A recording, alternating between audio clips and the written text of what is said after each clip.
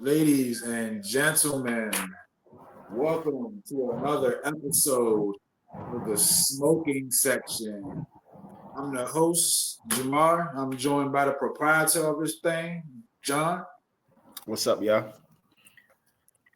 And today, episode 3, we're going to be talking about who deserves to be in the Hall of Fame. Like ladies, we got men, we got composers, we got referees, we got managers, we got personalities. We're going to tell you why these people deserve a Hall of Fame induction. I would like to add something. Uh, I think, and I'll be honest, I think there's nobody better to actually do this than you, Jamal. But I think before we get into it, we should give a general scope of what the WWE Hall of Fame is. You feel me? And probably what it means to us and what it probably means to other fans and the talents alike. Yeah. Um, I feel like, a lot of fans are divided when it comes to the WWE Hall of Fame because some fans might be like, oh man, it's some bullshit, man. It ain't real. It's not even a physical building for it, blah, blah, blah. And there's some other fans that really think it's legit because wrestlers themselves even, what I'm saying, talk about it in shoot interviews and they mean a lot to Yep. them. So, Yep. A lot of them want to go in, they want to go in after they pass away. That means a lot to a lot of the wrestlers and the talents and stuff like that.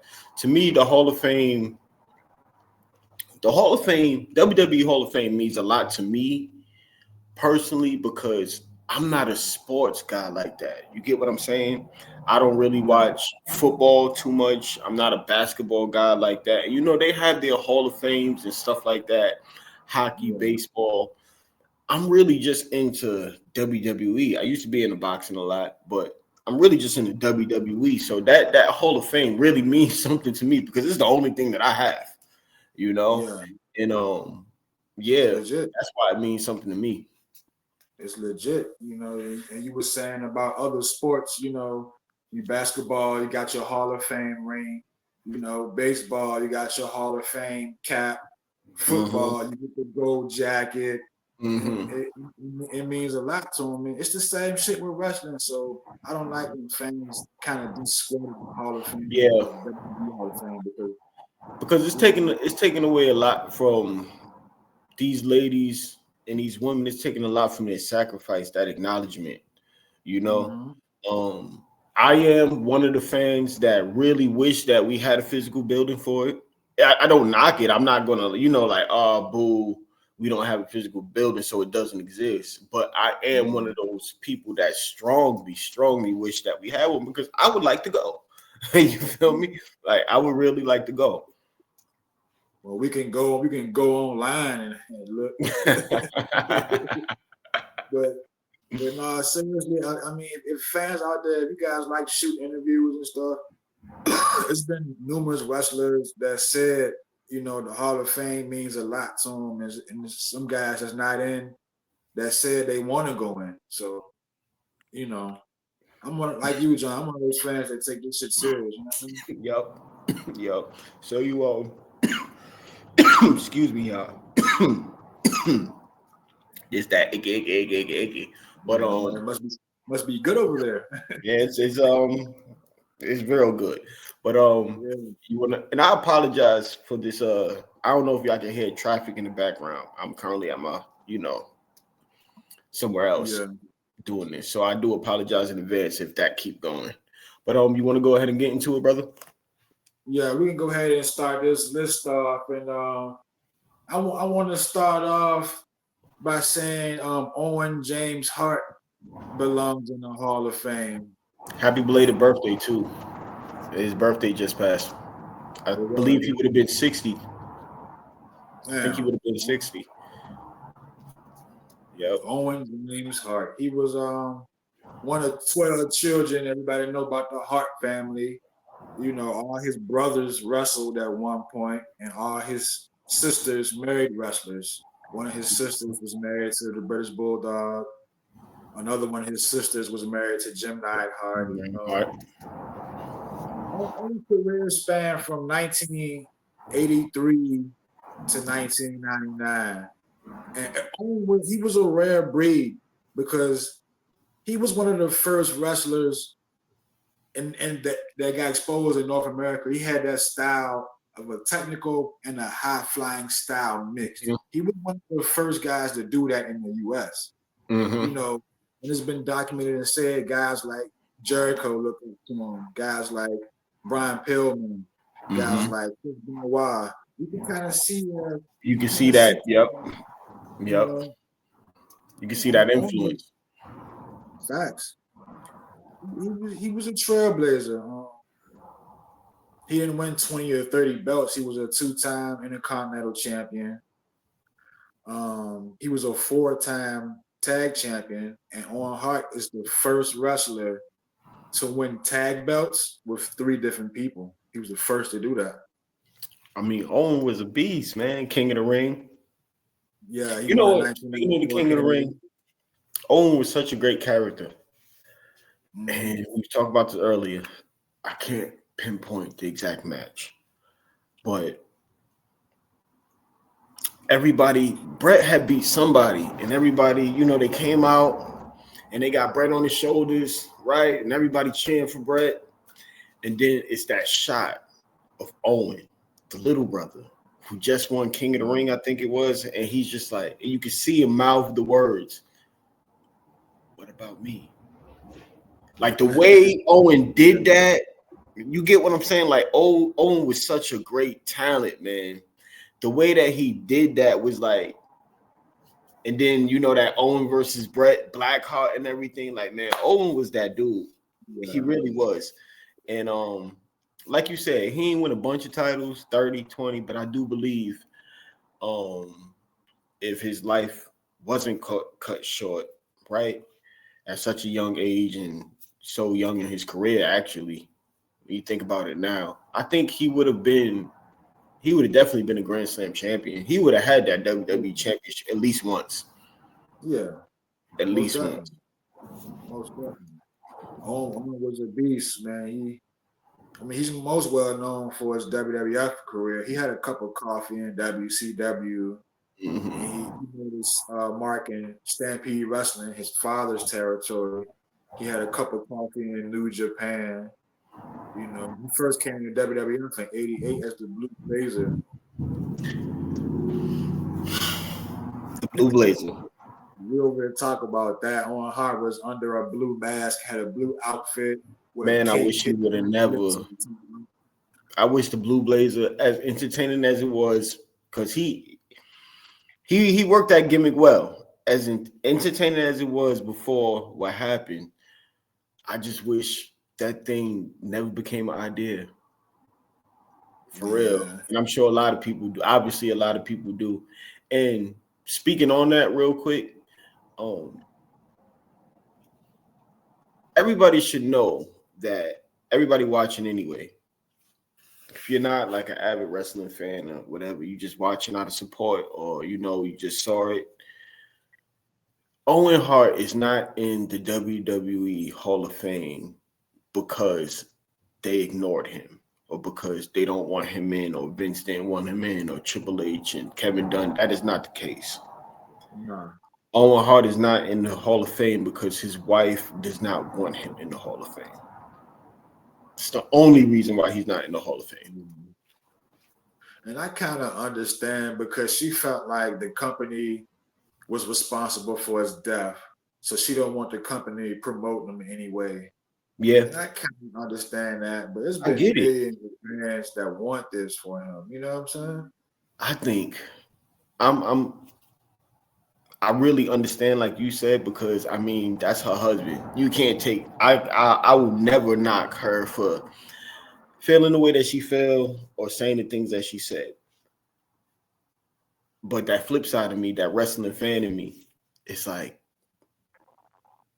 this is the last thing that wrestling, after everything that Owen gave to wrestling, even his life, right? Yeah. He already gave his body. Right, he already gave his time. He gave his body. He gave up his family life, most of his family life. He was away from his kids. He was away from his mother, just like every other wrestler, right? And he ultimately, tragically, ended up giving up his life.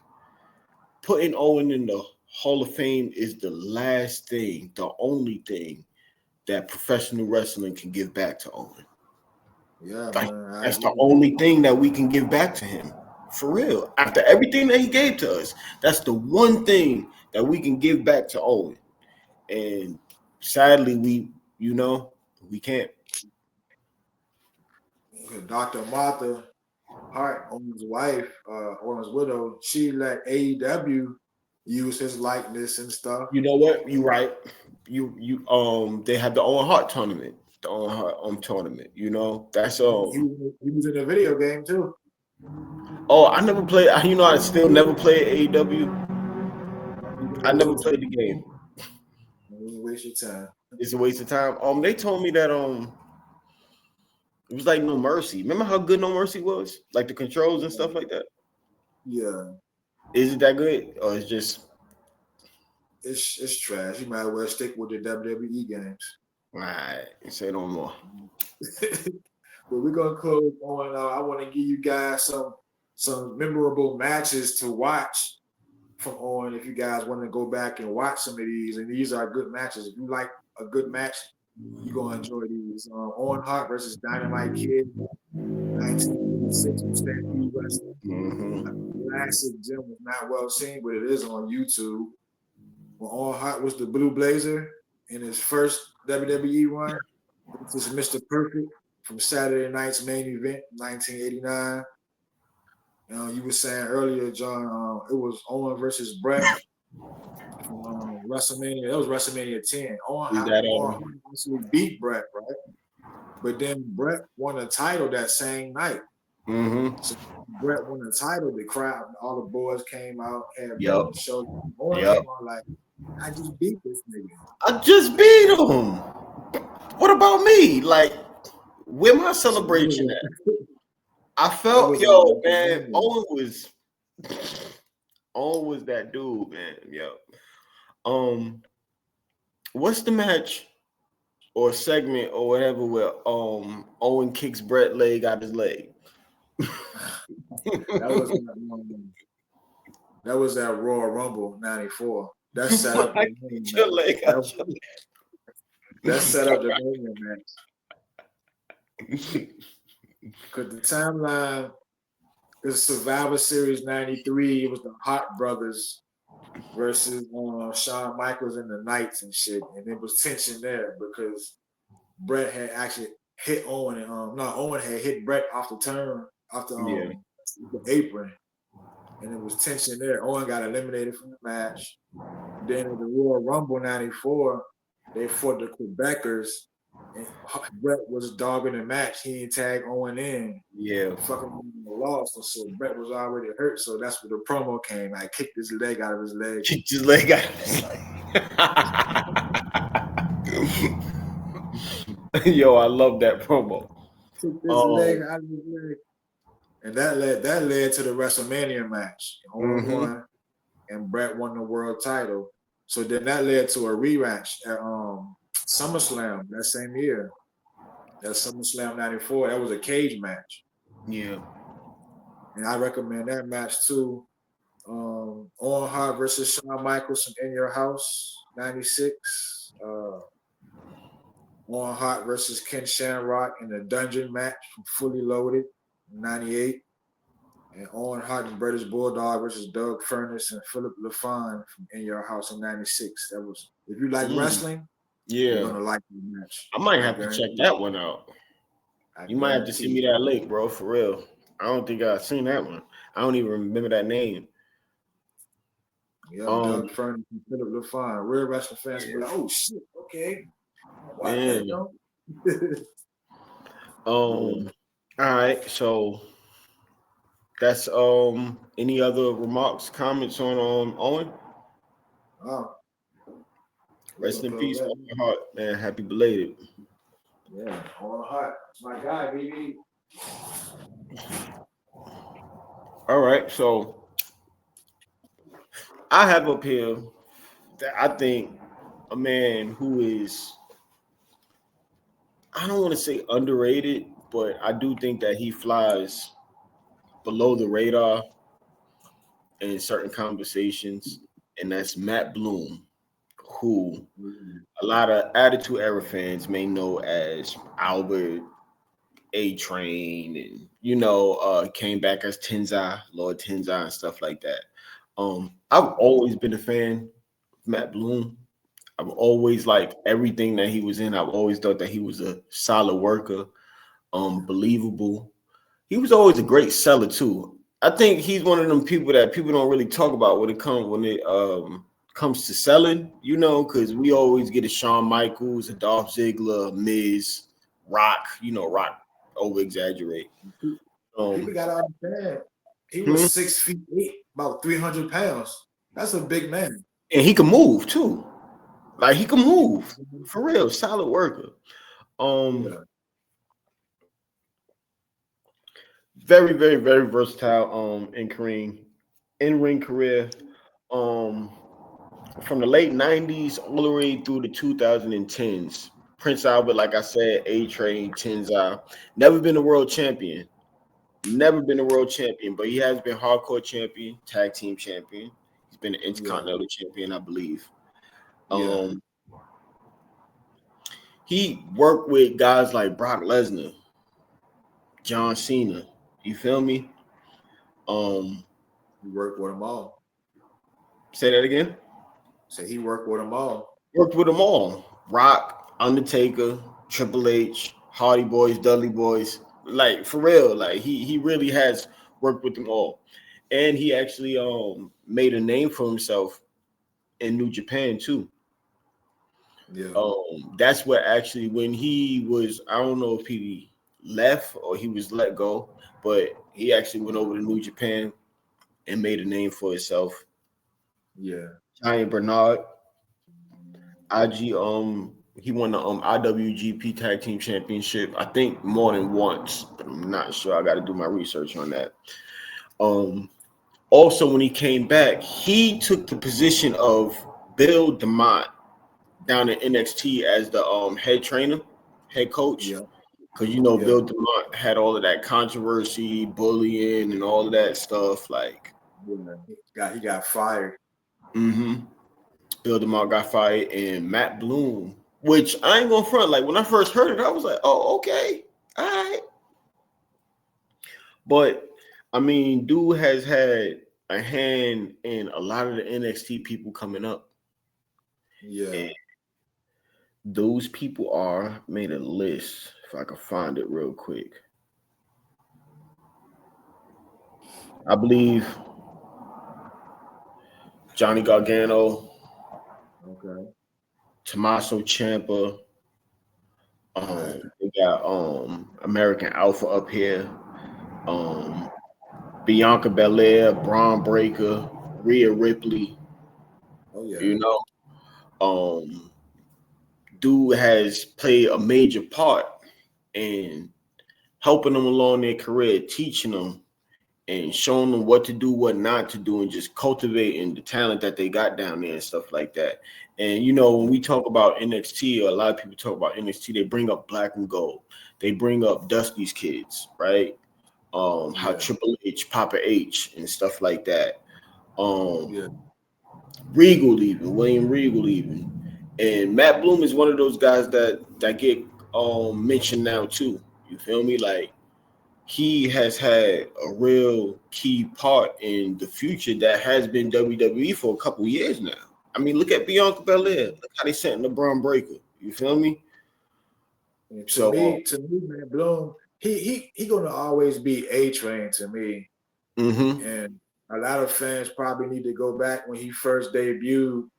Well, everybody know what a Prince Albert is. If you Yeah, don't, Google what yeah, it is. yeah. So, And he had all of that stuff too, yo. Like he had all of so that. that's why his name was Prince Albert. And it was a wrestler called Darren Drosdorf, and he Yeah. debuted as Darren's tattoo artist, and he had a briefcase, Yep. and it was Prince Yep. Albert and Draws.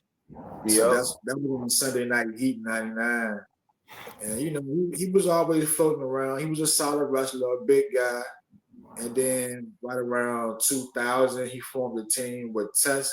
called TNA. TNA that introduced Trish Stratus, Exactly. right? That was Introduced Trish. introduction to Chris Hey Status. yo, So yeah, thank you, Matt Bloom, for that. you remember that failed? Well, I don't want to say failed, but they never really remember. X Pac, Just Incredible, and him X Factor. X Factor, yeah. Yeah, That shit flopped. But I flops. think to me, as far as his career, you know, we're not gonna diminish it because it was a very decent career. But A Train probably was his most success. He had that match with A Train and Big Show versus Taker, WrestleMania 19.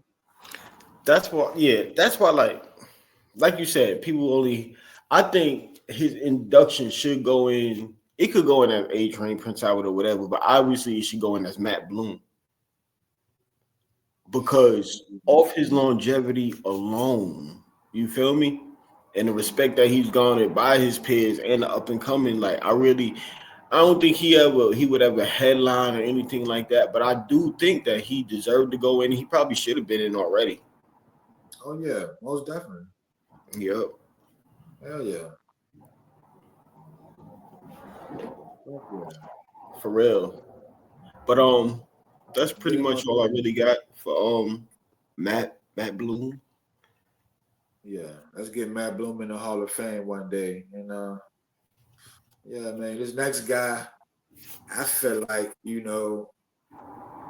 deserves to be in the Hall of Fame and rest in peace to him. We're gonna call him Sid. Some might know him as Sid Vicious. He's Some just might know him as Sid like Justice. Some might know shit him as just Psycho Sid. yep. But we're gonna call him Sid Udy today. And his career spanned from 1987 to 2001. He came back in 03 and was fucking around on the indies and shit, but we ain't gonna talk about that. But some might know him as Lord Humongous when he was in Memphis. For those I historians that want to really go back. I did not know that. Lord Humongous. He sounded Lord like a Humongous. porn star. For real. He's so underrated because he ran through territories. He was in Memphis, WCW, WWF, USWA, AWA, WWC. That's the Puerto Rico joint with Carlos Colon. Mm-hmm. ECW. He was a two-time WWF champion, two-time WCW champion, one-time WCW US champion. He was a WCW tag team champion with Vader. He was a USWA world champion. Like, don't sleep on Sid. Mm-hmm. You know what I'm saying? So why would Sid not be in? Like Sid is somebody who I already thought was in the Hall of Fame. I ain't even gonna lie to you. Like I was like, word, when you and West told me that he wasn't, I was like, for real? I thought Sid was already in there. That's crazy. He might have had some heat with Vince. I don't know. I can't tell you. But I believe that he'll be going in because I personally believe that they're running out of names for the Hall of Fame. He should have went in while he was alive. But he is one of the few wrestlers to main event WrestleMania and main event Starrcade. And for the fans that might not know, Starrcade is WCW's WrestleMania. Mania. WCW's big event, and ain't too many people main eventing a WrestleMania and a Starrcade. But Sid was one of those. Yeah. He main evented 2 WrestleManias and both were for world titles. So, remember that injury? Yeah, he broke his leg in 2001. It was a pay-per-view called Sin for WCW. It was Sid versus Scott Steiner versus Road Warrior Animal in a 3-way match. And they wanted Sid to get on the second turnbuckle. And mind you, this nigga is 6'9". Yeah, exactly. That's the Why same is size as he? LeBron James. Why is he doing that? Why did they even have him do that spot? Like he sued Turner. He said he didn't want to do it. They wanted him to get on the turnbuckle, the second turnbuckle, jump off it, but give a nigga a big boot while he jumping off it. So Sid did that, right? Mm-hmm. But he landed on his other leg. Bone came out. Yep. It was over. It was over. His foot was looking like a shrimp. It was dangling like this. That's why I ain't never really Vince, man. Vince and these wrestling promoters, yo, that's a different story though. But Yeah.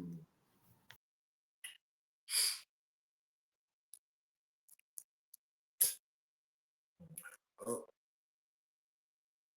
damn. We like, bruh, internet cut off. We gonna chill for a I second. thought there was a little technical difficulties. I apologize for that. There you go. He back. He back. And I'm back. Biggie. He was also part of the Skyscrapers tag team with Dan Spivey in the early WCW I days. remember the skyscrapers, yo. Yeah, manager was Teddy Long too. And see, he Teddy had Long been notable around forever, feuds. man. He fought the biggest names, man. Hogan, Undertaker. Undertaker, Bret, Shawn, Yep. Kevin Nash, Vader. You Yep. name it. You know, he wasn't really known for his technical wrestling ability, but what made Sid special was his presence and his intensity and his charisma and his look. Because Vince Lombardi, you see a big ass man in the airport or a big ass man in the grocery store, and you're gonna look like, man, this one huge. Big as hell. Yep. Sid had that look. And that music. It's like that music. Yeah. We're gonna get to the person who made that, I'm sure. Oh yeah, you already know. Which would probably be a good segue if you have anything else to say. Yeah, I mean, love him or hate him, Sid, people react to him. And I just want to give people a few matches they need to go watch from Sid if they want to see just good psychology. It wasn't no backflips and Hurricanranas, but it was psychology. Go watch Sid versus Shawn Michaels from Survivor Series 96. Go watch Sid versus Bret Hart from Raw 97. Go watch Sid versus Undertaker from WrestleMania 13. And go watch Sid and Harlem Heat versus Chris Benoit, Damon Linko, and Perry Saturn from WCW in 99. You're not going to thank me later.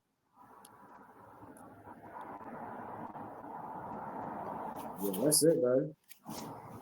So, like Jamal said, another man that hopefully we can get him into the WWE Hall of Fame. And unfortunately, you know, he's going in after his passing, which I agree with Jamal. A lot of these guys should have went in, you know, before they passed away. But that's probably like another episode too. But I would like to segue into with that. We was talking about, you know, I brought up Psychos's music, which I thought was like very cool. And as we was discussing, you know, what we would talk about next, you know, who deserves to go into the WWE Hall of Fame and why, stuff like that. I don't know if anybody knows that's watching that the WWE Hall of Fame has like different wings, I guess, if you would, right? You have tag teams, you have singles competitors, women's, celebrities and stuff like that. Yeah. Jim Johnston. I don't know if anybody is familiar with him. I've only become familiar with him through wrestling, to be honest. But Jim Johnston deserves a spot in the WWE Hall of Fame, and it is crazy that he has not been in there already. He's the musical mastermind, literally, for like what, 30 years of WWE, 20 years, something like that. Yeah. Right? And me coming up, I'm an Attitude Era guy.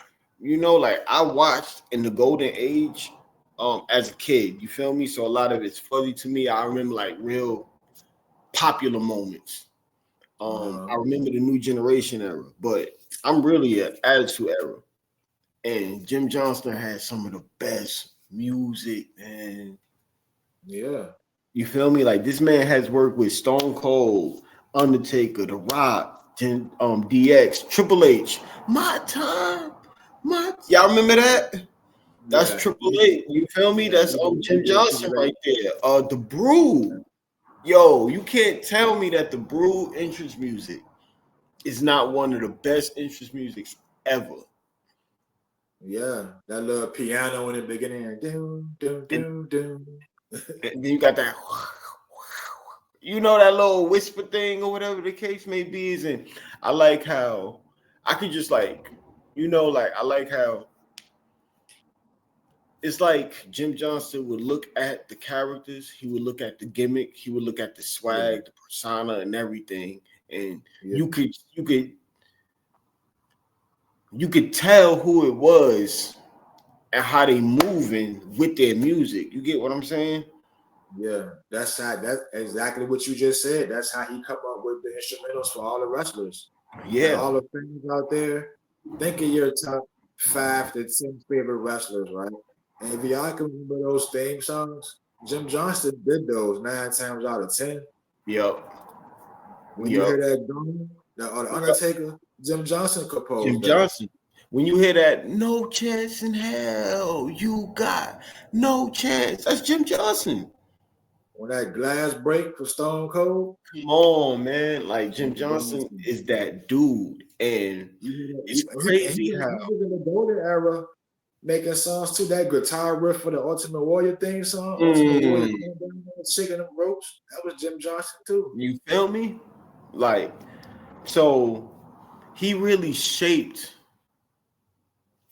the identity of so many superstars and wrestlers and popular figures and household names even. You feel me? Like, and that Yeah. music really helped them get over. You know, it was a Yeah. huge part of, because you got to think now, when it comes to the saves, right? Rock getting beat up, Rock getting beat up by the NWO, and then the glass break.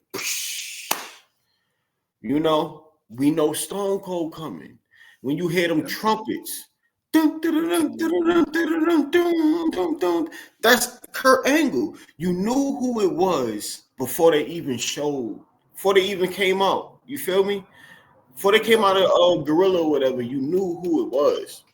Like, That Jericho break the walls down. break the walls down. Like now, you know, this Death Rebel shit, this AI generated Death Rebel stuff, it ain't hitting. It ain't hitting, man. CFO. When you started watching Raw, what was the theme song for? Do you remember that shit? Hold up.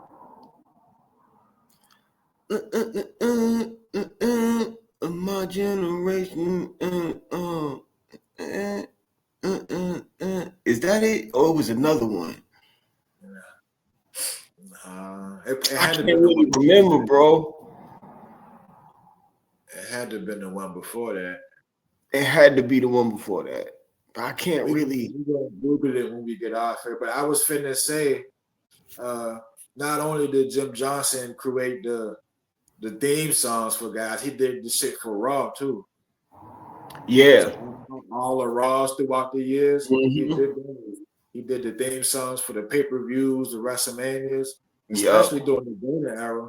As time went on, they started licensing songs from real artists and shit. But Mm-hmm. before that, Jim Johnson made all So those. Johnson was doing all of that stuff. Yeah. And like, yo, dude was like, and like, you know, like this Death Rebel, nah, his CFO had a few good ones. I ain't gonna front. CFO had some, a little bit.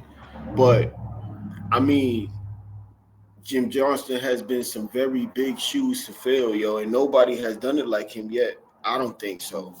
And I feel like, why is this man not in the Hall of Fame yet?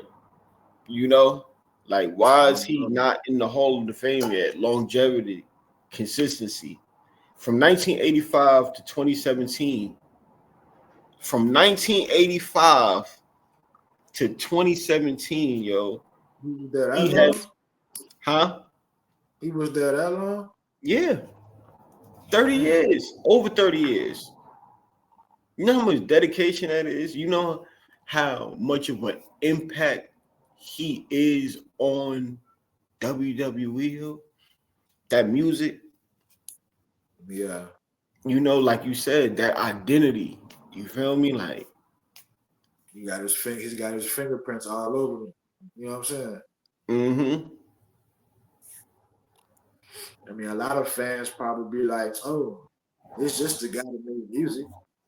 You don't Yeah. understand. So I don't know if he ever commented on being in the Hall of Fame or what he think of it or anything like that, but I do believe that one day he should be honored and put in there because he along with a lot of other things helped get a lot of stars over, and Yep, that music helped a lot of people become household names as well. yep. Because no matter where you hear it, you know who that person is for real. So That's fact. I believe that he's definitely owed that. Let's show that man some gratitude and appreciation. Yeah, we gotta give it up from Jim Johnson. That's Gotta for give sure. it up for Jim Johnson, man, for real. But Yeah, yep, that's my thoughts. yeah. So I guess we're gonna take it to speaking of Jim Johnson, I guess we're gonna go ahead and take it to this manager. He's a legendary manager. He's a promoter. He's a booker. He's a historian. And people don't realize how important historians excuse me. People don't realize how important historians are to wrestling because there's very few of them. You a historian, Uh, I would say. I'm learning to be, bro. I'm studying to be one.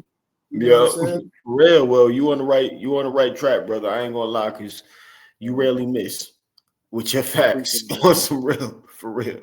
I appreciate that, brother. That Yep. means a lot. And Yep. this guy, I look up to myself, Mm-hmm. even as an on-air personality to this day with his own podcast. And I'm talking about Mr. James E. Cornette. He belongs in Oh the yeah, motherfucking Hall of boy, Fame. corny. You know, a lot of people might not like him, but that's because a lot of people don't know what he did for the wrestling business. You just I seen him with mean, a tennis racket managing a couple niggas. It was deeper than that. nah, wasn't he the driving force behind Crockett or something like that? I'm not sure. He used to be the booker for it. Okay. Yep. His career spanned from 1982 to 2005, and he had a couple stints and a couple promotions here or there, after '05. But that's the main bulk of his career. He ran through Mid South, NWA, WCW, WWE. He got over 40 years experience in the wrestling business. That ain't no cheap shit. Yeah. Very, very, very polarizing figure in the professional wrestling world. Cornette Yeah, is. Um, like you said, a lot of people love him, a lot of people hate him. He's hated because he don't mince his words. He does not mince his words. He don't hold his tongue. And I personally feel like, like you just said, like with all of that experience and wisdom and all of this, that man got a right to say whatever the hell he wants. We all do anyway. We all do anyway. But if there's anybody in the professional wrestling world that's like, you know what, yeah. Cornette is one of them. Because he definitely worked his way up and earned this spot in Mhm. 1980. He started off as a photographer, just like Paul Heyman. Just like You Heyman. know? And congratulations to Paul Heyman for his induction in the Hall of Fame. But Finally. Jim Cornette is the Southern Paul Heyman in a way. And I'm finna tell these fans why, because Yeah. they're about to learn something in a second. Because Cornette got his start as a photographer, just like Paul Heyman did, but in Yeah. 1982, Yeah. slid his way backstage and he was fucking with Dusty.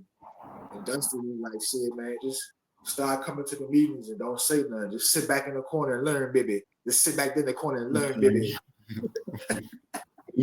You got to do the Dusty voice, man. R.I.P. Dusty, man, for real. Yeah. And shortly after that, he became a manager. Went from a photographer to a manager, and he was the manager of the Midnight Express, and that's Bobby Eaton and Dennis Condrey. And Dennis Condrey was replaced by Stan Lane after a while.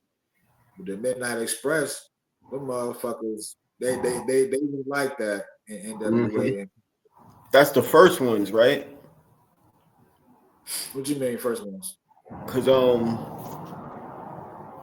I probably got the names mixed up. Who's Ricky Martin and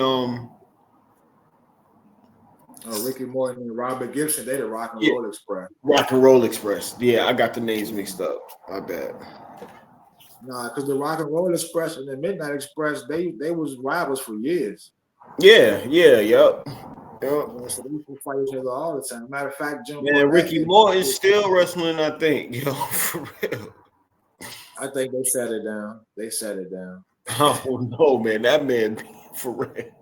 He probably did. He need to by now, yo. He done enough. I think they took a beat down on AEW a couple weeks ago. That's a tough ass old man, yo. For real. They some tough old men, man, for real.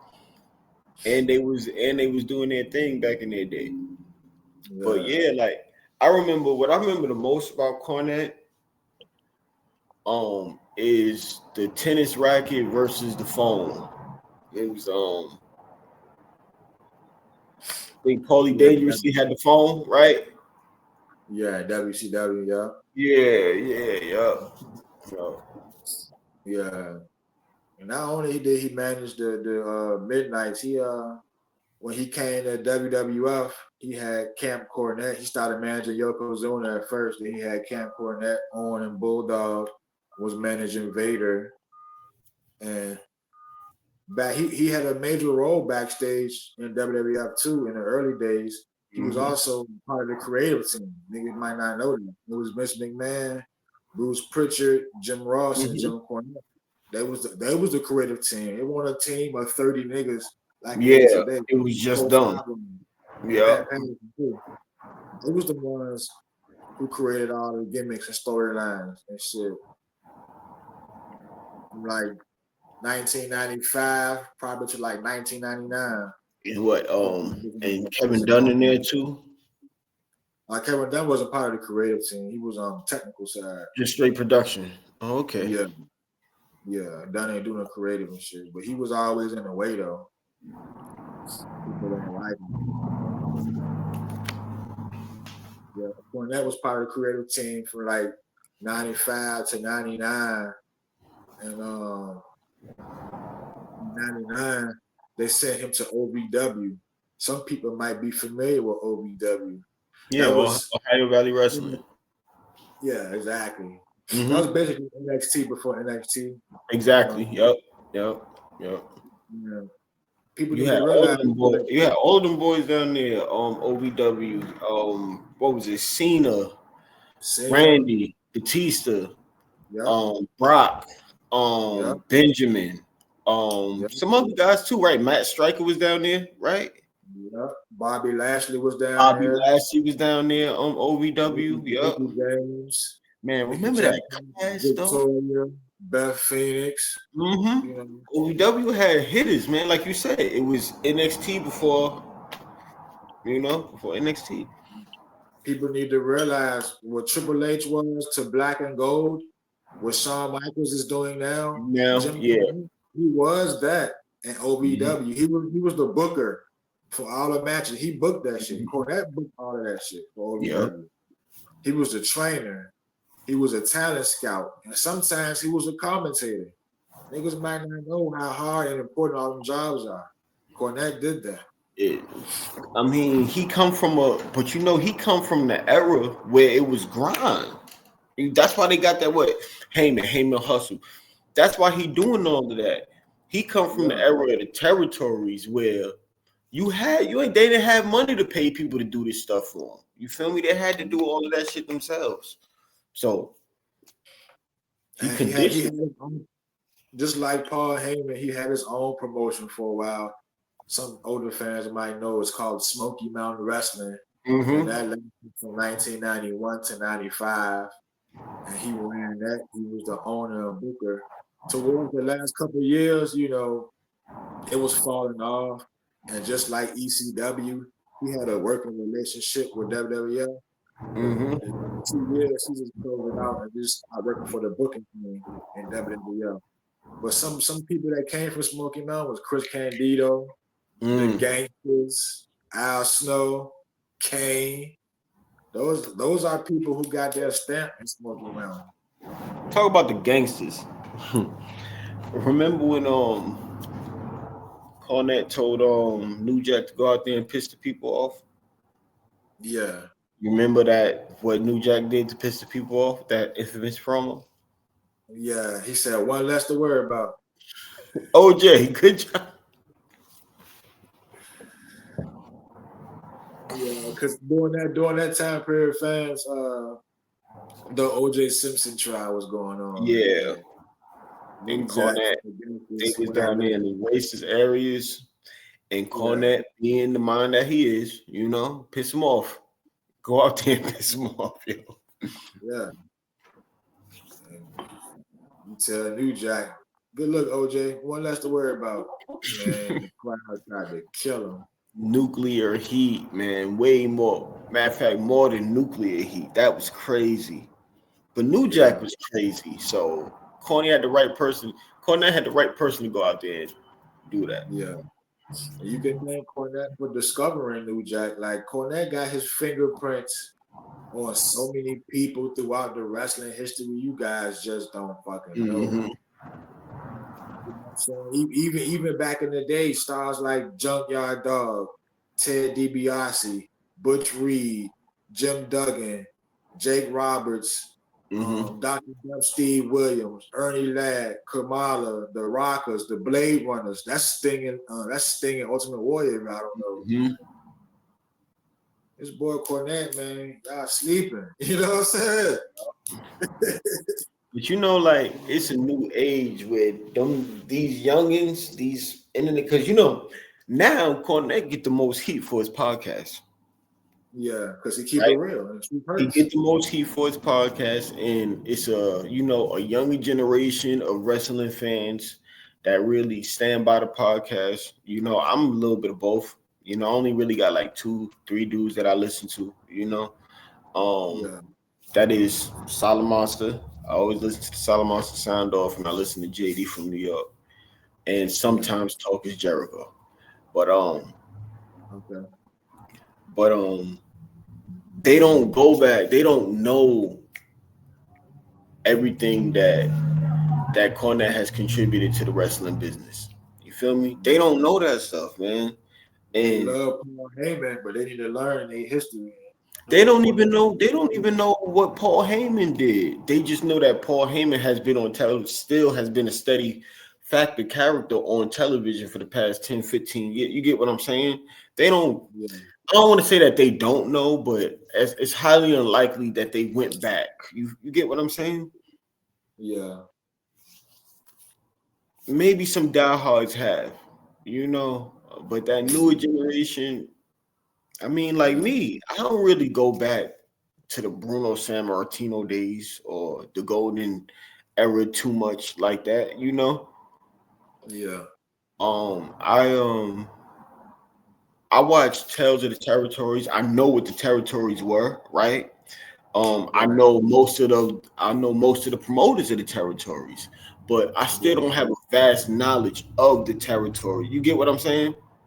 yeah. And maybe that could be a future episode one day. We can break it Yeah. down in That territories. that would be cool. You feel me? Because I would have to dive a little bit deeper into stuff like that. But yeah, I know about the territories. Yeah. How Vince came and said, you know what? Fuck the territories. That's That's definitely, definitely that, another story, yo. yeah. I'm about to say that definitely sounds like a whole episode right there. Because But Vince, mm, Cornette, but going back to Cornette, not only did he do a lot behind the scenes, he did a lot on camera too. And as far as managers, like if a nigga have a top 5 managers, Cool, you gotta be on your list because you know niggas gonna pick Paul Heyman on your list. Everybody gonna do that. Paul Heyman, Bobby Heenan, Bobby Heenan, Jim Cornette, Jim Cornette, Jimmy Miss Hart. You Elizabeth, know, yeah, maybe Liz and Jimmy Hart. You know what I'm and saying? Jimmy Hart, Mouth of the South. Yep. But you know, I'm gonna leave some. And if people, I know Yo, when people watch wrestling matches, they watch the matches, but sometimes, especially back in the day, if there's a manager in the match, watch the manager too. Watch what the manager does, especially a heel one. I'm gonna leave y'all with some matches to watch, and just watch Cornette on the outside, his mannerisms, and how he helped his team. You know, Midnight Express versus the Rock and Roll Express, any match from 1985 to 1988 from Jim Crockett Promotions. Watch any of them. Y'all gonna love them. I guarantee you. Starcade 1986 versus the Rock and Roll Express. That's where Jim Cornette blew his knees out in a scaffold match. He was hanging from the scaffold, and when he dropped, he blew both his kneecaps out. damn. So y'all can go watch that. And the aftermath of the match was a mess. Y'all can go check that out. Great American Bash 86 versus the Rock and Roll Express. Jim Cornette had on an all-white suit. People need to watch him, especially when he was a manager, because he always had outlandish suits.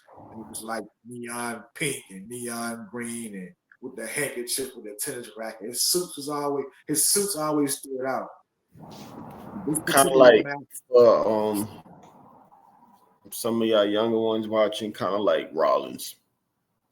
yeah, exactly. He just wears shit that stand out. You're like, what the fuck? But that's how Cornette's suits was. But this match, he wore a white one, all white.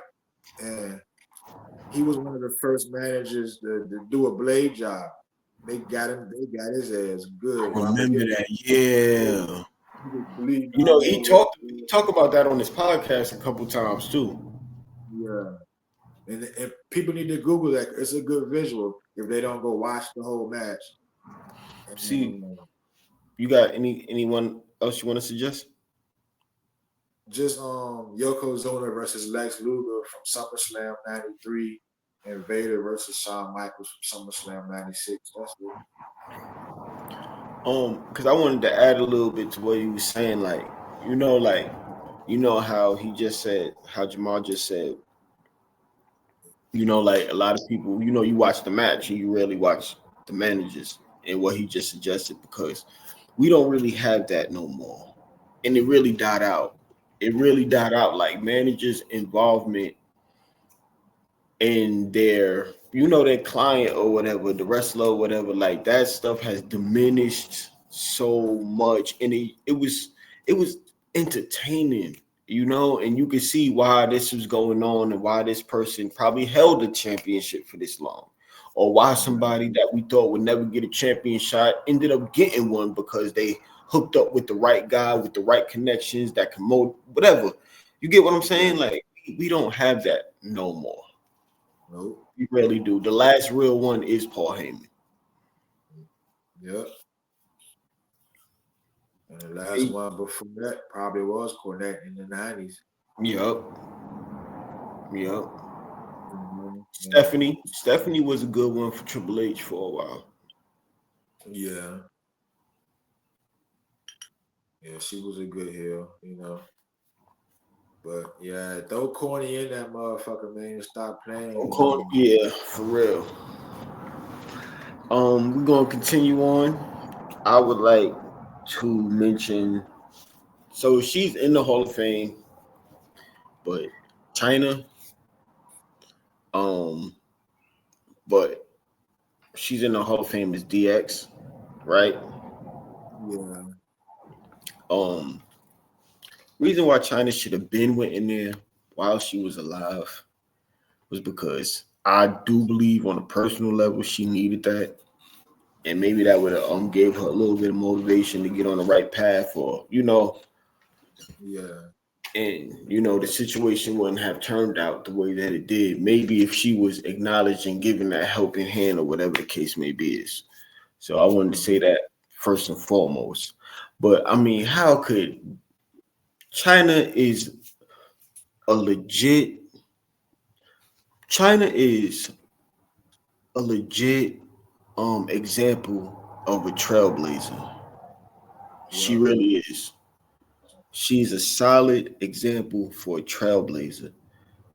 China came in, she was different, Yeah. right? Like she was different. Um, she got her start in the 1990s. Obviously Triple H and Shawn. I'm sure a lot of y'all already know the story of China, but you know, Triple H and Shawn Michaels had met. I think it was at a gym, maybe. It was probably at a gym Yeah. or something. You know, Yeah. Shawn went up to her, hey yo, I think you be good for this. Ba ba ba ba ba. That's how she got in. Her Yeah. debut, Jamal probably know. I don't know. I won't put you on the spot, but I don't know the exact date. But I remember the way she ragdolled Terry Run. It was Terry, right? Terry Reynolds. Yeah. Terry Reynolds. Yeah. You just see this big chick, this big brolic chick, yo, with frail Terry, and just like, and the crazy thing about it was like, so back in, it was like usually it's a man threatening a woman, so Uh-huh.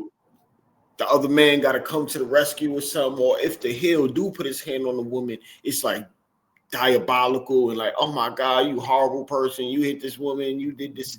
But China was a woman and she was wilding on Terry, you feel me? Like, and she was just like, she became that force. And when they put her with DX, they was just cool, man. You got China. We had a woman as a solid, aggressive, believable enforcer.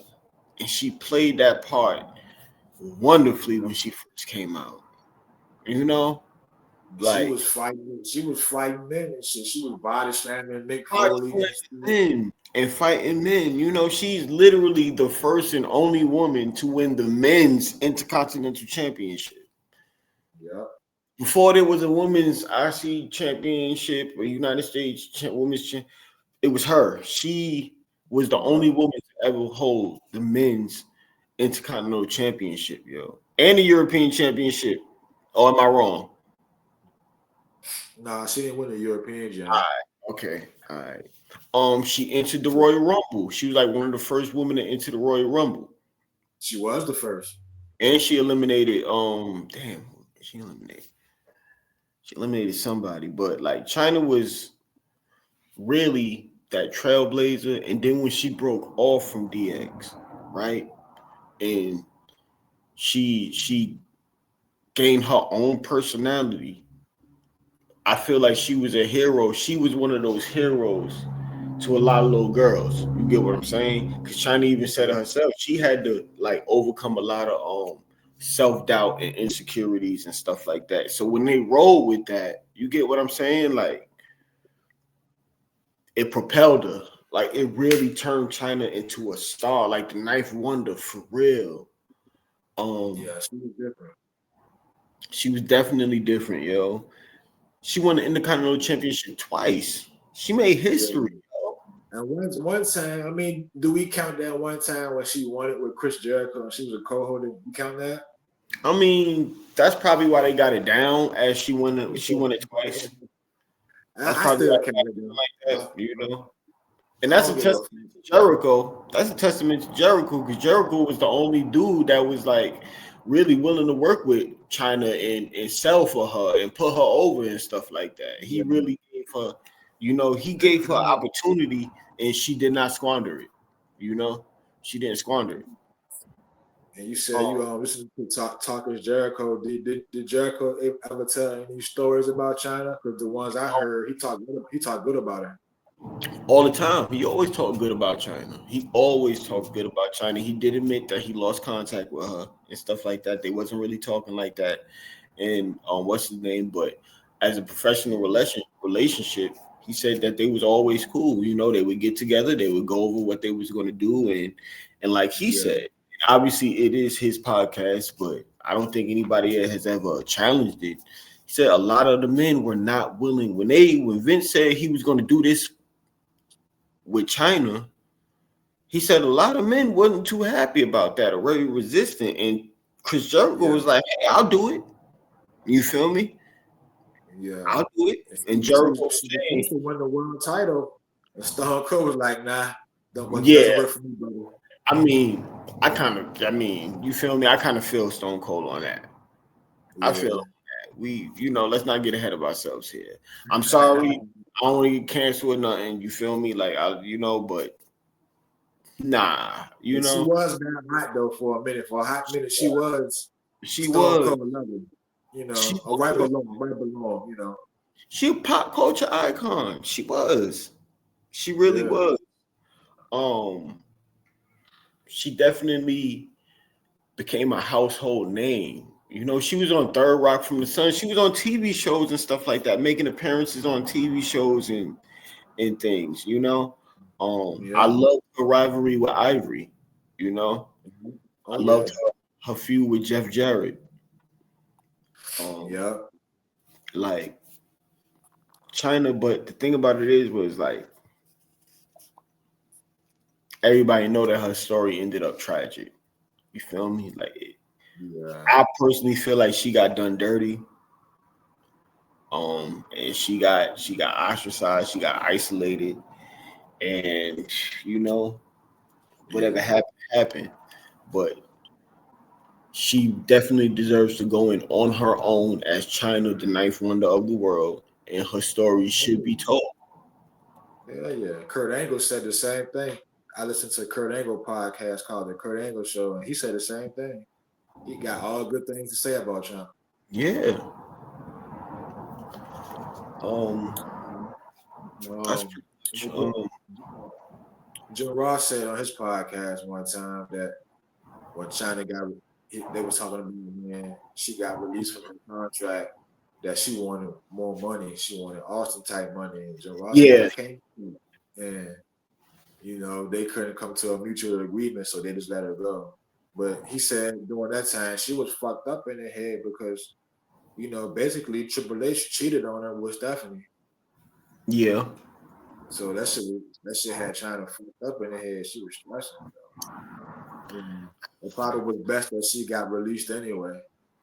And not even the fact that like she got cheated on, but like in her own words, like she had to come to work and see that everybody knowing that it happened, that they used to be, and she got to come to work and see that. And when she voiced something to Vince about it, like, yo, like, you feel me? Like, I gotta come to work and see this. At least, have them something. You get what I'm saying? Like, keep that under something like that. You feel me? To that nature. I felt it on that. I gotta come to work and see this shit. Vince, can you do something about this, yo? Can you talk to them or something? That was a crazy situation, boy. Yeah. But I miss China though, man. yeah, man, for real. China story makes me sad. I ain't even going front, yo. Yeah. Thinking about China's story, it's sad because I don't know. I just feel like I don't know if people would have treated her a little bit better. You feel me? Yeah. She probably wouldn't ended up. People who knew her, they know how good she was. Road Dogg had a podcast. He doesn't do it anymore because he works back with WWE. But when he did have one, But he used thank to God he talk doesn't WWE have too. one anymore. It's called You Didn't Know. But yeah, he talked good about her too, man. Couple notable matches for China. Um, China versus Lita, Judgment Day 2001. Yeah. Um, China versus Ivory, which I love their feud because that's when Ivory was in her right to censor thing and everything. And Yeah. China was even partnered with The Rock around that time a little bit, and Billy Gunn around that time a little bit. That was cool. But yeah, China versus Ivory, WrestleMania 17. China versus Eddie, Raw, June 19th. We ain't even talk about the China and Eddie dynamic, which was clearly, huh? I'm about to say that shit was pure gold. That was like, that's like the best wrestling relationship ever, yo. I ain't even going front. Eddie and China was official, and I like how Dom and Rhea was like a little resemblance or even an homage to that. You feel me? That was Yeah, cool. China versus Triple H versus The Undertaker, August 9th, 99. You know, her Jeff yeah, Jarrett match, good housekeeping skills. I think that's what it was called. Jeff Jarrett was wilding, man. yeah, good housekeeping match. Yeah. So yeah, China definitely should have been in there. She deserves to go in. Unfortunately, it would be, after her passing. But Yeah, the story should be told. That's my thoughts on that. I agree, bro. You got to get China in there. Her solo induction, I mean, you Mm-hmm. know, shit, bro. I'll match you one. I got a female for you too, and they put her in the legacy wing, but fuck that. She deserves. She deserves her own induction in a regular wing. You know what I'm Mm-hmm. saying? And I'm talking about Miss Luna Vachon. You know Luna what I mean? Vachon. Her career spanning from 1985 to 2000. Like, Luna, she was a pioneer in her own route. Her own right. She was a pioneer in a way of having that different look. Because most Mm-hmm. women back then, they just had the little spandex, little blonde curls. Everybody looked the same. But Mm-hmm. when Luna came, she was the first person that actually looked different. You know what I'm saying? She had halved her hair, head shaved, tattoos, black lipstick, black eyeliner. And I think she was a trailblazer as far as that different look. You know what I'm Mm-hmm. saying? You see a little bit of Luna and Rhea Ripley today. You see China in them too. Yep. Yep. You know, Definitely. and She had it. her voice. Yeah. You know what I'm saying? She was good. Luna was different too. You feel Yup, she me? was. It's a whole lot of federations and women's leagues that fans might not know about that Luna was in, but fans can go Google them and Mm-hmm. such a deep career history of her. She was in AFW, GCCW, LMLW, POWW, USWA, WWOW, SCCW, SWF, WWF, WCW, and ECW.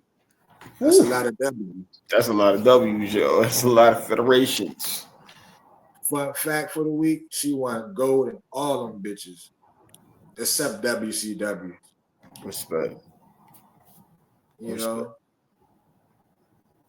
respect. She was the first female wrestler to be in a wrestling game.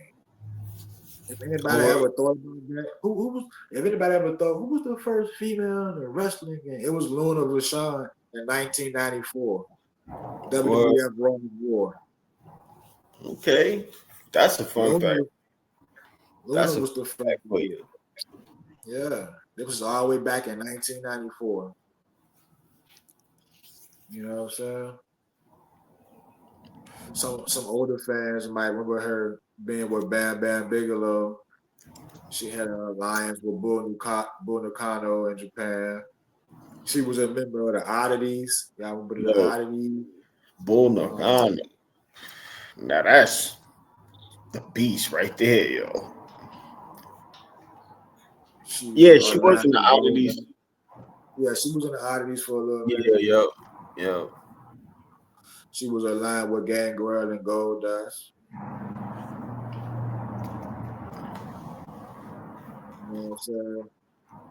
Definitely deserve to, like you said, bump that legacy wing. Let her get a nice solo induction. Yeah. Luna Vachon. 'Cause, I mean, you got to think during that time, it wasn't like today. Like fans that watch today's wrestling, you got hundreds of women's wrestlers to choose from.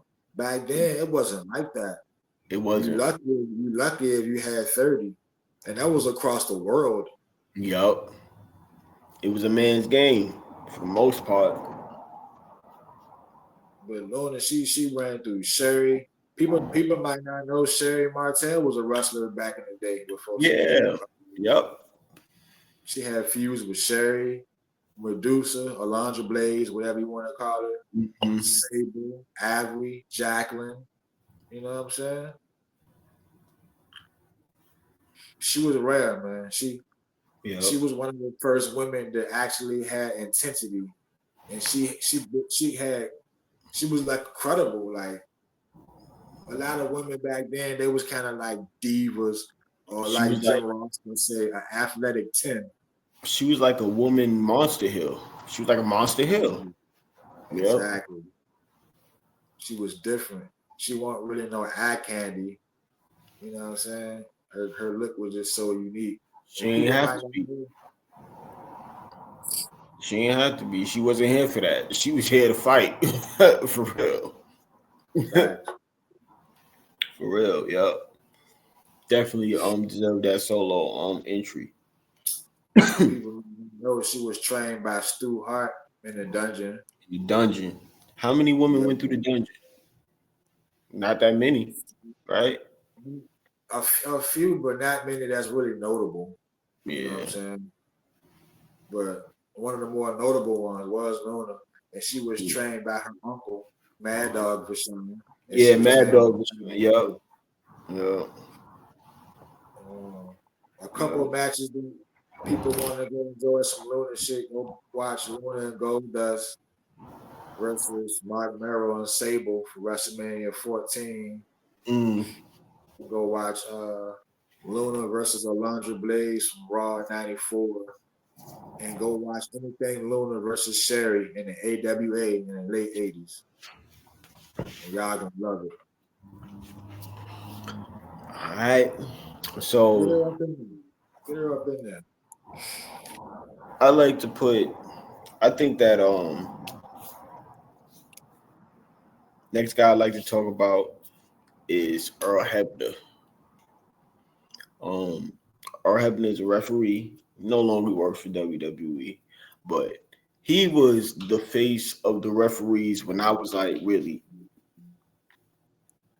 like in Yeah, the 90s, coming up in like junior high school and high school for me and stuff like that, elementary and everything, like all of those hype moments throughout those years, like he was a part of all of those. Like he yeah. started his career though in 1988 and Okay. with WWE. Anyway, Okay. started with WWE in 1988 and he ended 2005 actually. Long standing figure in WWE, Earl Hebner was. He had a Yeah. lot of funny moments. Like I remember when he was beefing with Triple H and stuff like that. You know, that's the one that stand out to me the most. But he was involved in a lot of iconic moments. Yeah. WWE Montreal Screwjob is probably the most infamous one, and he said it himself. Like Earl felt bad. You feel me? Yeah. He got If put into that anybody, position. yeah. If anybody know what the screw job is, you might want to tell them real quick. Fans might not Okay, know. I don't know how they can not know what the Montreal Screwjob is, Montreal Screwjob is by It's now, gonna but be somebody. so Montreal Screwjob Survivor Series '97. Pretty much Brett was leaving WWF. He wanted to stay, but for the money that Eric Bischoff to turn WCW was offering him, Vince told him like, "Yo, I can't match that." You feel me? Like, I would love to be able to give you this, I can't match that because Brett, like, I don't want to leave. Can you match this? Can you give me something? Vince, like, yo, I can't do it, yo. Brett, like, Yeah. I bet I gotta go then because I got a family to take care of. Yeah, we already know this. This is his career. You feel me? This is bread and butter. So Brett go with the money. Problem comes into Brett is the champion, and the guy that is pretty much penciled in for him to drop the title to is Shawn Michaels.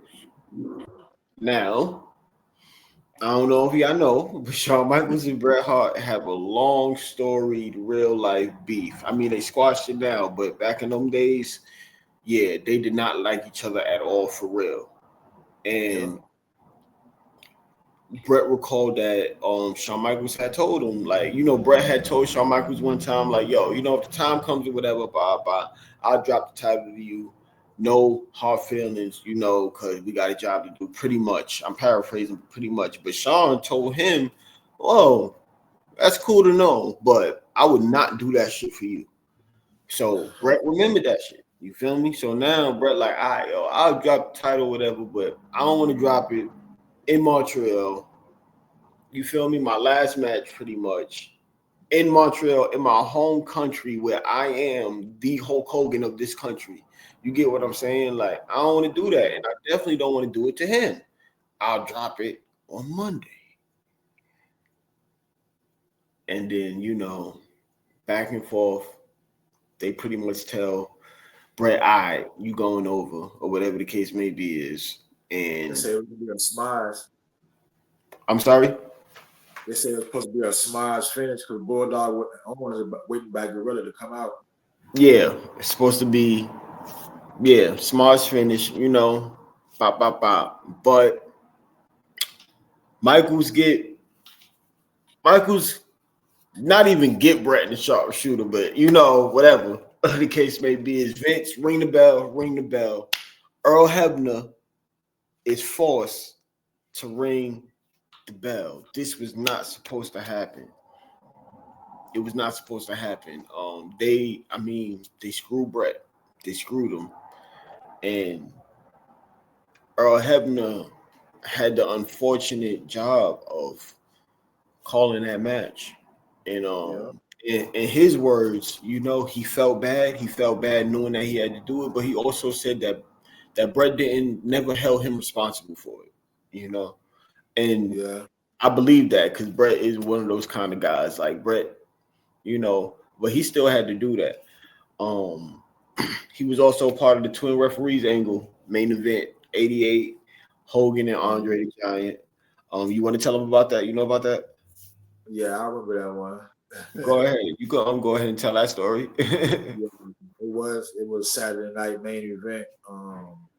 Like you said, Hogan versus Andre and Ted DiBiase. He was aligned with Andre during this time. Ted DiBiase and Virgil. $1 million man. Yeah, $1 million man and Ted DiBiase. So he made it seem like he got this guy to get plastic surgery to look like the referee, but the whole time it's Earl Hebner's twin brother, Yeah. and it produced a smash finish. So Andre won the belt off a smash finish because the twin referees and shit, right? And Jack Tunney was like, nah, we can't have that, so we gotta vacate this belt, and that led to the WrestleMania tournament at WrestleMania 4. But anyway, Yeah. you know, That's just one of his moments. Earl Hebner is, a lot of people have talked about, like, he a trusted guy in a lot of big matches and a lot of big names. He's worked with Austin, Rock, Shawn Michaels, Undertaker, Brett, a lot of people, man, longevity, consistency. I just feel like Earl Hebner deserves to be one of those guys. Like I said before, he don't have to headline. It don't have to be a major deal, but he should be acknowledged for the work that he put in and the contributions and the moments that we got. Like, my personal favorite Earl Hebner moment was when he smacked Triple H in the face in that Rock Earl Hebner versus DX and stuff like that. Like, I love that. But he pushed Triple H one time. Triple H took a bump for him. Yeah, push Triple H and everything. I ain't gonna, man. When they beat up Earl, he had Earl like that. The blood was all over Earl Hebner's face. I was like, and you got JR. God damn it, Triple H. Yo, like, Hebner's soul, man. Hebner took that ass whooping. Hebner took bumps, man. You feel me? He was one of those ones. If the heel have his hands on the rope cheating and shit, Earl kick that hand. Yeah. Word, I have to kick that. Like, what you do? Yeah, for real. Yeah. For real. Man. Like, Yeah, he wasn't just a referee to me. Earl Hebner was a character, yo. He was involved. Not Yeah. all the time, but he got involved in usually at the important moments, the historic moments as well. So that's really Right. real. I just feel like he deserved that, man. And I don't think anybody would say Earl Hebner. So I felt the need to say, yo, Earl Hebner should go in there. Mhm. Yep. I agree most definitely. And Earl Hebner, he stayed like, I don't know, probably like 13 miles from me. Like me, Earl Oh, Hebner is from the city. Yeah. okay. Earl Hebner is from my city. And people don't know, the fans might not know. I live in Richmond, Virginia, and Earl Hebner is from here. Okay. I Yeah. ain't know that at all. Mickey James probably lived like 30 miles from me. She's from here too. Mickey James. Yeah. Yep. The fun fact for the week for y'all. Right, right. Yeah. I don't think I got anybody else. Oh, it's on you, but I got one more. All right. Well, shit, we talking about referees. I match you one. Um, we're gonna call him Mr. Nick Patrick. He was a referee from 1986 2008. He was in Jim Crockett Promotions from 86 to '01. Well, Jim Crockett Promotions changed to WCW, but he Mm-hmm. was there to the end of 2001, and then he came to WWF and refereed until he retired in 2008. And, he was one of those first referees to have his own character in his own right. Mm-hmm. He was recognizable for his voice, his mannerisms. Wasn't he You like know, the crooked referee too? Like he was like a heel ref, he, something like that. Yeah, right. he was one of the first referees to turn heel. He joined the NWO in '97. He was an NWO referee. Well, no, was it '97? 96, my bad. Late '96, he joined the NWO. He was an NWO rep. Like people need to go back and watch some of that shit. Like when the NWO wrestler be fighting, he'll do a Mm-hmm. fast. You know what I'm saying? But when a baby face that had a pin, he'll do a slow count. It was good shit, man. His mannerisms and shit. He had a little charisma for a referee. If you're a did WCW fan, niggas know. who he did he have a match with Lil Nate or Earl Hebner during the Alliance invasion? Yeah, he had a match with Earl Hebner. You were just Earl talking Hebner, about yep. Earl it. Hebner, yep. That was the first time it was a referee versus a referee in a Referee, match. yep. And those two those two belong in the Hall of Fame, yo, for You real. know what I'm Like saying? real talk. They OGs, man. And if there's a referee wing, they definitely should throw those guys up in there. Yep. You Definitely. know? Most definitely. But just like Earl had character on the WCW side of things, Nick Patrick had a character too. Yep. Yep. You know what I'm saying? And Nick Patrick's father, a lot of people might not know, is a legendary wrestler, the Assassin Joe Hamilton. I didn't know that. Yeah, that You yeah, know that. Jody Hamilton. Excuse me. Yep, Jody Hamilton.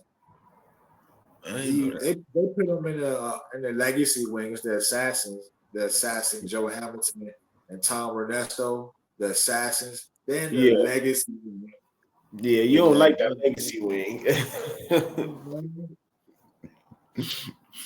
Jamal's not a Jody fan of the Hamilton. legacy wing, y'all. For real. He's really not. I hate Um it. But his so daddy was a legend. His daddy trained Diamond Dallas Page. His daddy trained Goldberg and Big Show. playing Nick Goldberg. Patrick Daddy. Yeah. He he got 2-star pupils in DDP and Big Show. I don't know what went wrong with Goldberg. Nah, And I'm just, I'm just playing, man. I'm just playing, y'all. Goldberg, don't you feel me? I the respect. Goldberg fans gonna come. The Goldberg fans gonna come at you, man. Goldberg fans can come at me all they want. Y'all can come at me all y'all want, yo, for real. I stand by it. Old school Goldberg, 90s Goldberg, late 90s Goldberg is legit. I respect everything he did. Goldberg from like 2010 and up, he can get the fuck off my television screen. Speaking of Oh, Goldberg, if you want to see how Nick Patrick worked and how his character was, I'm gonna leave you guys a few matches to watch. It was Goldberg versus Hogan from Nitro in '98 when Goldberg first won the world title. Nick mm-hmm. Patrick, Sting versus Hogan, Starrcade '97. Nick Patrick was the referee for that one too. Bret Hart versus Benoit on Monday Nitro for the World Title Tournament. Patrick was the referee for that one. He was also the referee for all the War Games matches in WCW. Damn, all of the War Games matches. Yep, Yeah, he all of was them. a trusted figure. Yeah, for real, real talk. Anything else? Throw him up in there. Just throw him up in there. Just throw them. You heard them. Put them up in there, man. I'm lighting one for Nick Patrick right now. You know what I'm saying? Last guys are tag team. A tag team, which, depending on what generation you are, you probably would consider them one of the greatest tag teams of all time. Depending on what your generation is, because in professional wrestling, the GOATs, that whole category and subject is subjective. But Yeah. Edge and Christian, I believe, should go in as a tag team Hall of Fame. Yeah. These guys, they carved out, along with, don't get me wrong, along with the Hardy Boys and the Dudley Boys, they carved out a path. They made room for the tag team division in an era where you have stars like Stone Cold, The Rock, Kane, Undertaker, Triple H, Mankind. Like, you got these names, you feel me? And they literally made a space for them for the tag team division. Like, they put the tag team division up here, right along with these guys. Like, real talk. And Edge and Christian became, I would say, if Edge and Christian obviously started out with the Brood, right? As a tag team anyway. Edge was with Gangrel, I believe, or he was going against Gangrel. And Christian made his debut as his brother. You feel me? And then they got together, Edge and Christian. Then Gangrel, they left Gangrel. Then Gangrel was with the Hardy Boys. They was the new Brood, right? Yep. Yeah, it actually was it was Edge and Gangrel was beefing. Yeah. And then Christian debut. Christian debut, and Christian was on Gangrel's side. Yeah, but he still debuted as Edge's brother. Cause remember when he showed up, Edge was like who that? And like he saw a ghost or some shit like that or whatever. Yup. Then they became the. And then Christian turned on Gangrel. Yeah. And then they, Edge and Christian was together, and then Gangrel went with the Hardys. Hardy Boys, the new Brood. Yep. Yeah. So but during that little time right there, Hardy Boys was obviously the High Flyers, Team Extreme, right? They was the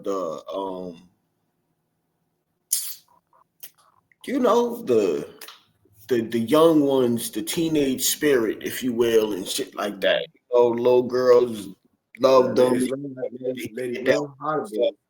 Huh? The ladies love some Hardy Boys.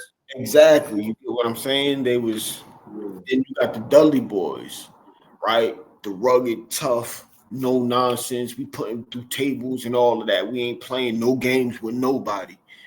And then you got Edge that came and just with all of it, with the snarky comedic, Yeah. They like really balanced that out, and that whole feud, that three-way feud, is historic.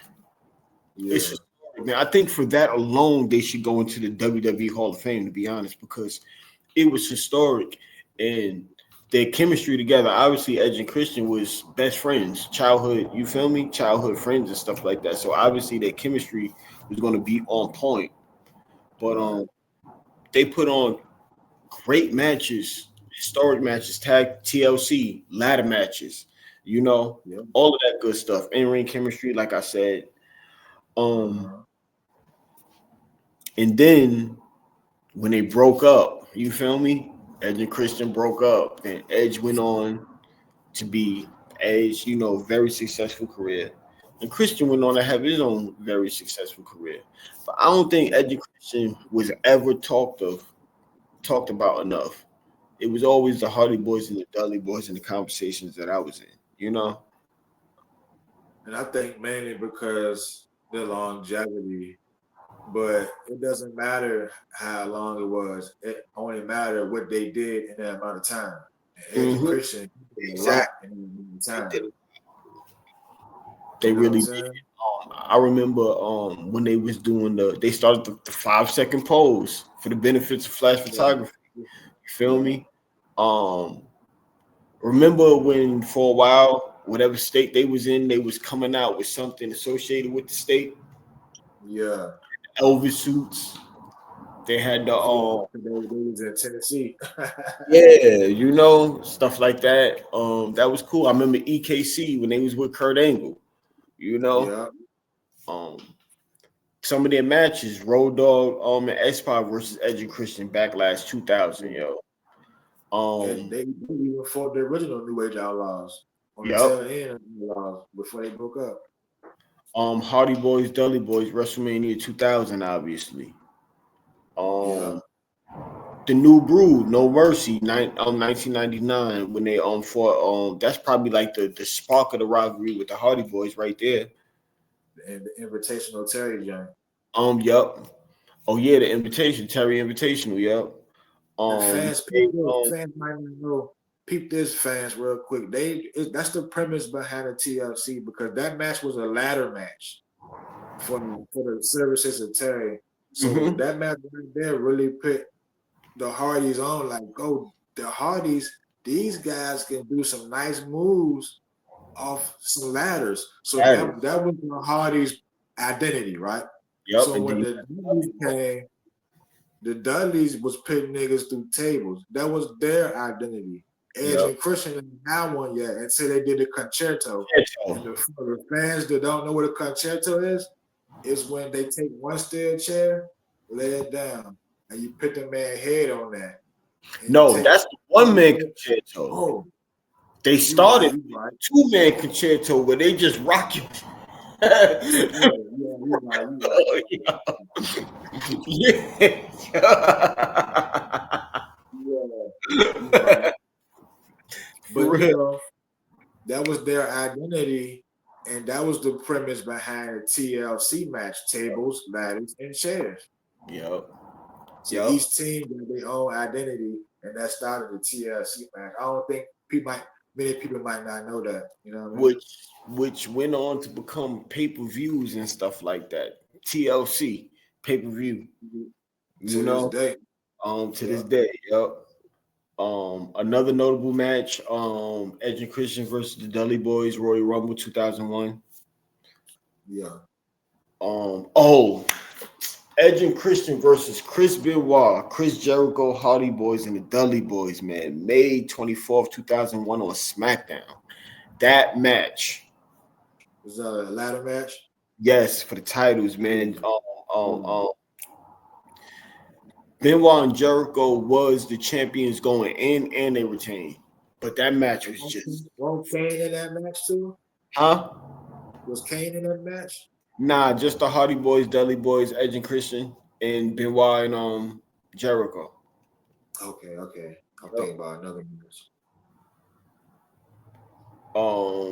And obviously the one that everybody talks about, Most notable one in all of their careers, tag team careers, would be Edge and Christian versus the Hardy Boys versus the Dudley Boys, WrestleMania 17, which Yeah. I still to this day maintain that WrestleMania 17 is the greatest WrestleMania of all time. Yeah.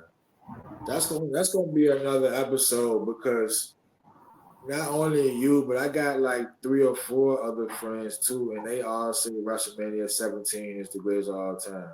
That's my GOAT. That's my GOAT right there, yo. That's my GOAT mania, WrestleMania I'm gonna go. 17. I'm gonna go with 19. We're gonna make this another episode one day because this sounds like fun.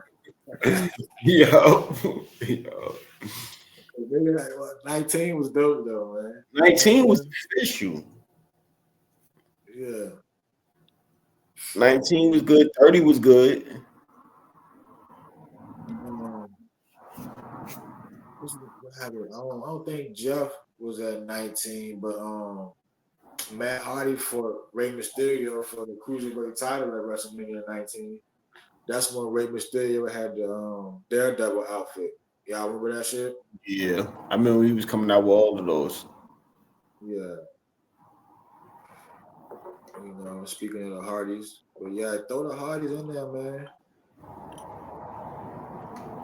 Throw the Hardys in there. They definitely. I think they're going too. I think they're going next year. Actually, I think next year they're gonna be in there, yo, for real. I think they're in the next class. It looked like they're Yeah, kind of setting up for that anyway. they seem like it. And then they got this working relationship with TNA now too, WWE.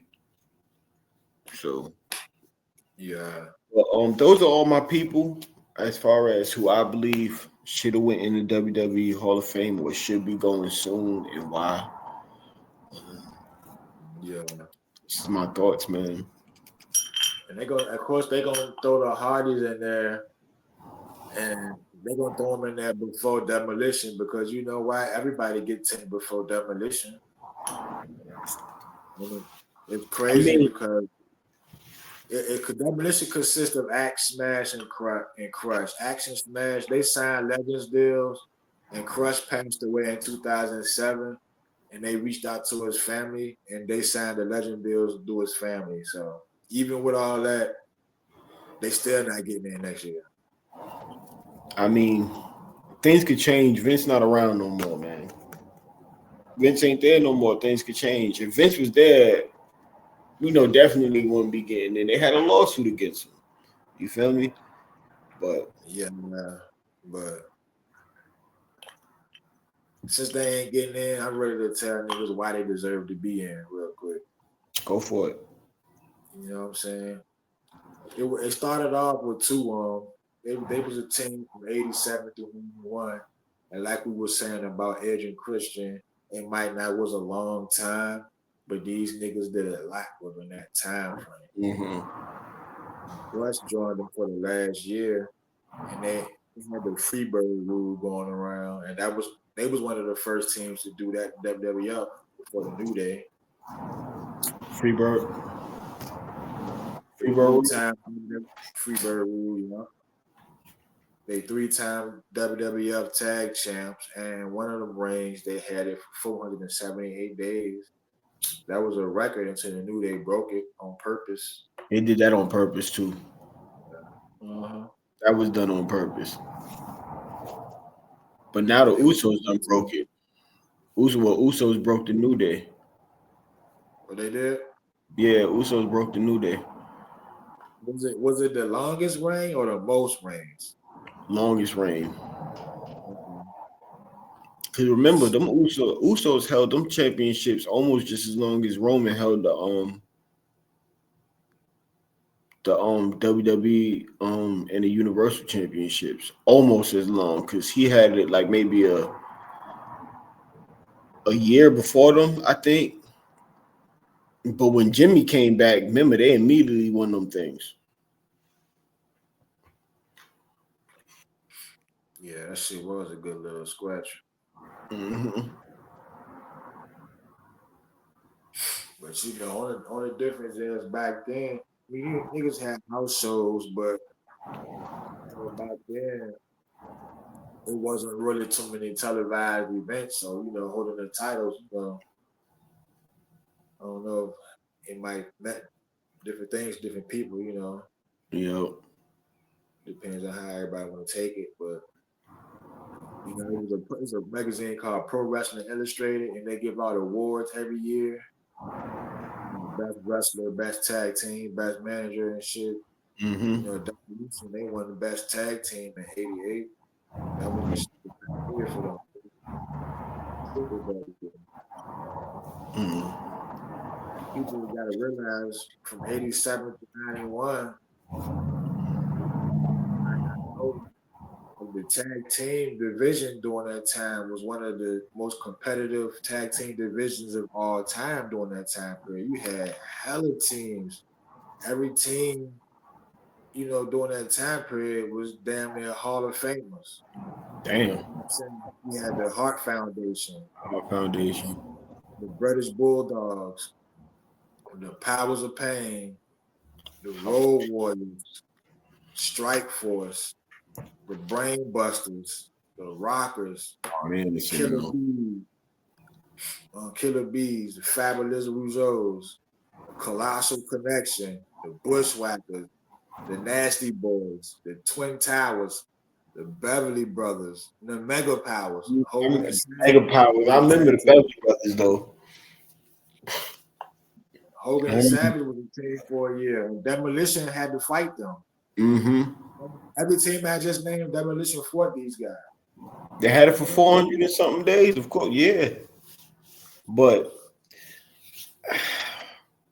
things Demolition ran through everybody, bro. things could change because Vince not there no more. Vince was probably the main reason why they was never even considered for it because they had that lawsuit against them.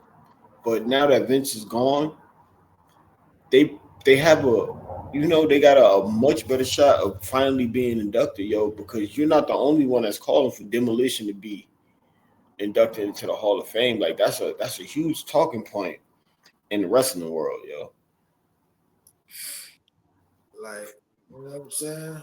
All the teams they fought, and we all talking about the double turn from Bret Hart and Stone Cold, and we all say, man, that's one of the greatest double turns of all time. But it wasn't the first. The first double Yeah. turn in WWF was involved Demolition when they double turned with the Powers of Pain when Mr. Fuji turned on them and he turned them babyface. One of the double turns that stand out to me is what was it? Roddy Piper. Well, that wasn't really a double turn, but Roddy Piper turned face in the match when he was going against Bret Hart. That don't qualify as a double turn. Guess you could put an asterisk by it. Yeah. Remember when Bret won with that when he did the flip off Yeah, the turnbuckle and pin Piper's shoulders? yeah, Piper turned face in that match.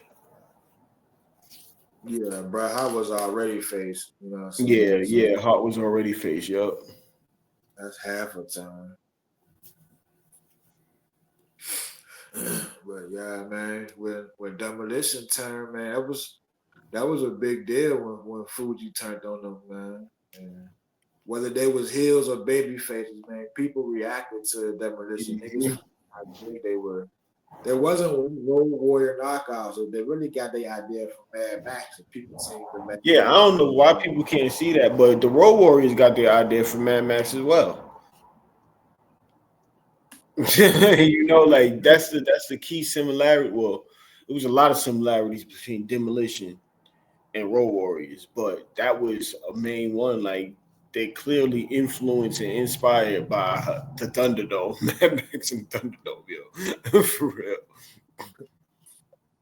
I guess people like comparing them because they wrestle similar styles. Yeah, They was hard hitting and big and physical. yeah, All four of them from the same city. They know each other and shit. Well, Smash yeah. knew the Road Warriors. They all go back. Okay, they're from Cincinnati, right? Something like that, I think. Or am I wrong? Montana. Montana. Oh shit, they probably built from Cincinnati. Um, Nah, my bad. I'm sorry, not Montana, fucking Michigan. Michigan, that's what it is. Yeah, Michigan. Yeah, yeah. They also was the first team to be involved in tag team title matches in 3 consecutive WrestleManias, 4, 5, and 6. I mean, it might be teams that fought at WrestleManias, but haven't Yeah. been involved in tag team title matches 3 times in a row. You know, only Demolition. You know what I'm saying? And Mm-hmm. I mean, even Axe and Smash individually, you can put them in the Hall of Fame for solo careers if you want to do different gimmicks and shit. Because Smash, he was Crusher Cruiser, that Mm. the Western gimmick, and Jim Crockett, that had a good little run. And Axe, he was the mad superstar. I didn't know The that. mad, the mad, yeah, he was a wrestler called the Mad Superstar. He was a good ass heel back in the late 70s, all through the 80s. He ran through every territory, Georgia, Mid South, goddamn Crockett, all that shit. The Mask, goddamn superstar. He was that guy. So I mean, Thank you. Axe, aka the Mask Superstar, he can go in As for that solo, career yeah. alone. As a solo, yep. But they'll go in as a tag team. I think that they will. Um, but shout out to Demolition. They Um, should. Demolition matches, y'all need to go watch it. Demolition versus Strike Force at WrestleMania 4. Go watch Demolition versus the Brainbusters from Saturday night's main event. hey, yo, real quick, Brainbusters. That was Arn Anderson and what's the other dude name? Tell you about you. Telly Blanchard. All right, yeah, Yeah. Half of the Horsemen. yeah, yeah. Um, go watch Demolition versus Colossal Connection for WrestleMania 6. That's Haku and Andre the Giant. And versus the Hart Foundation. Demolition versus the Hart Foundation. SummerSlam 1990. I Two remember other that. big. That was a good one. They, they talk about a mess of styles, but the match was Yeah, good. but it was Hart good though. Foundation. It was good Yeah, though. For on the different styles, it was good because you do got Anvil. You feel me? You got Nine Heart that could. You feel me? yeah, Combat some of that aggressive nature of the LOD.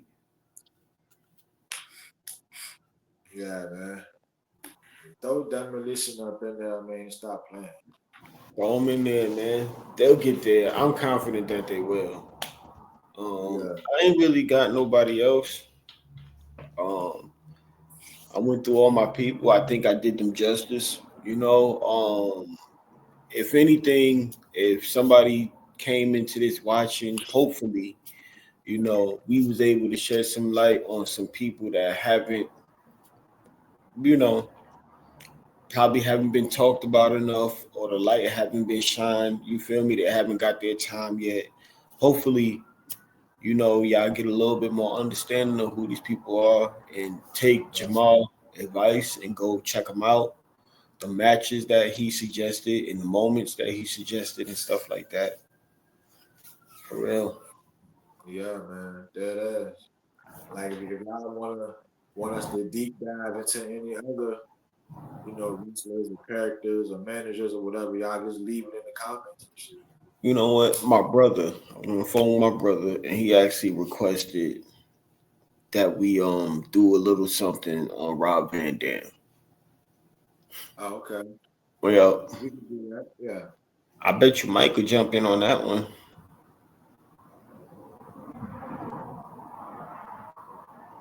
We'll Might be able see. to get Mike up on that one. Yep. I don't know, y'all. We might get a red treat since we may be talking about ECW or at least Rob Van Dam, right? Who Yeah. pretty We can much been. do a Rob Van Dam episode. We definitely can learn some things about Rob Van Dam. You know, and as of we recording right now, we want to say rest in peace to Sabu. He passed away earlier today. Yes, rest in peace to Sabu for real, yo. That Sabu was and Robin 2 weeks down after his with last match, too, man, for real. 2 weeks after his last match. Yep, crazy. But Yeah, yeah, man, at the end on that high note, yeah, we definitely, no pun intended, we definitely can do an RBD episode in the future where we're for gonna have sure. a lot of fun facts on that one. So, All right, man. You got anything else before we sign off? man, just like, share, subscribe, and click that bell icon so when these shits drop, you be the first one to know. You already know. Y'all heard the man. Once again, it's been a pleasure chilling with y'all in the smoking section. Looking forward to the next roll up, and we will holla at y'all. Yeah, peace.